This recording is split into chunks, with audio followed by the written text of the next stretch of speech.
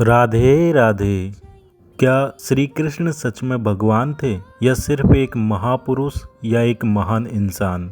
एक तरफ हम श्री कृष्ण को भगवान मानकर उनकी पूजा करते हैं, वहीं दूसरी तरफ कुछ हमारी ही समाज के लोग उन्हें एक असाधारण, बुद्धिमान और प्रभावशाली इंसान मानते हैं।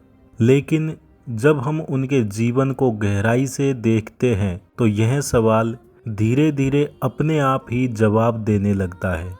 एक साधारण इंसान इतना अद्भुत कैसे हो सकता है कि बचपन में ही काल या नाग को वश में कर ले, गोवर्धन पर्वत को अपनी उंगली पर उठा ले और महाभारत जैसे विशाल युद्ध में बिना हथियार उठाए पूरी युद्ध की दिशा बदल दे। उन्होंने सिर्फ चमत्कार ही नहीं किए, बल्कि ऐसा ज्ञान भी दिया जो आज भी पूरी दुनिया के लिए मार्गदर्शन है। भगवद गीता में स्वयं श्री कृष्ण कहते हैं, अहम सर्वस्य प्रभवो मत्तः सर्वम प्रवर्तते, अर्थात मैं ही समस्त सृष्टि का मूल कारण हूँ, मुझसे ही सब कुछ उत्पन्न होता है और मुझ में ही सब कुछ स्थित है। अब सोचिए, क्या कोई साधारण इंसान ऐसा कह सकता है? और अगर कहे भी तो क्या वह इसे सिद्ध कर सकता है?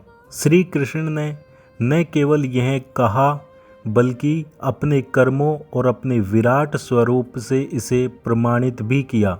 जब उन्होंने अर्जुन को अपना विराट रूप दिखाया, तब अर्जुन ने पूरे ब्रह्मांड को उनके भीतर देखा। समय, सृष्टि और विनाश सब कुछ एक ही स्वरूप में।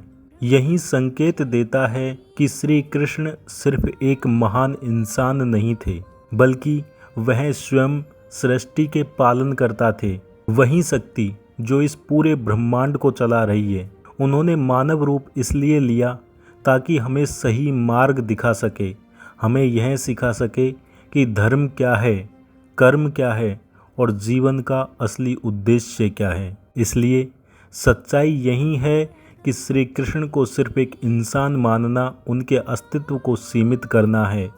वह भगवान थे, है और रहेंगे, एक ऐसी दिव्य शक्ति जो हर युग में, हर रूप में इस सृष्टि का संचालन करती है। फर्क सिर्फ इतना है कि कुछ लोग उन्हें देख पाते हैं और कुछ नहीं। राधे राधे।